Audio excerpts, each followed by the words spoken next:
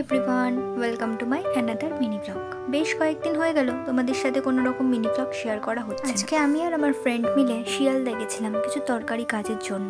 ফেরার পথে দেখি প্রচুর সবজি, ভাবলাম বাড়ির জন্য কিছু নিয়ে যাই, মা খুশি হয়ে যায়। একটু বেশি সবজি কিনে ফেলেছিলাম, যা কিনেছিলাম নিয়ে নড়তে পারছিলাম না। এরপর আমরা বাড়ি ফেরার জন্য শিয়ালদা মেট্রো স্টেশনে চলে এলাম। প্রথমে তো বেশ অনেকক্ষণই মেট্রোর জন্য দাঁড়িয়েছিলাম, মেট্রো আসতেই চাইছে না। যাই হোক, যদিও বা এলো, সে এমন ভিড় যে দাঁড়ানোর জায়গাই পাচ্ছিলাম না। কোনো রকমে আমরা ফুলবাগানে এসে পৌঁছালাম। আর ফুলবাগান মানেই আমাদের তো সেই জিদ্দার স্পেশাল মোমো। অনেক যুদ্ধের পর মেট্রো থেকে নেমে আমরা এই গরম গরম মোমো খেলাম। শীতের মধ্যে এই গরম গরম মোমো খাওয়ার মজাই আলাদা। আর একটা জিনিস তো না খেলেই নয়, যেটা হচ্ছে আইসক্রিম।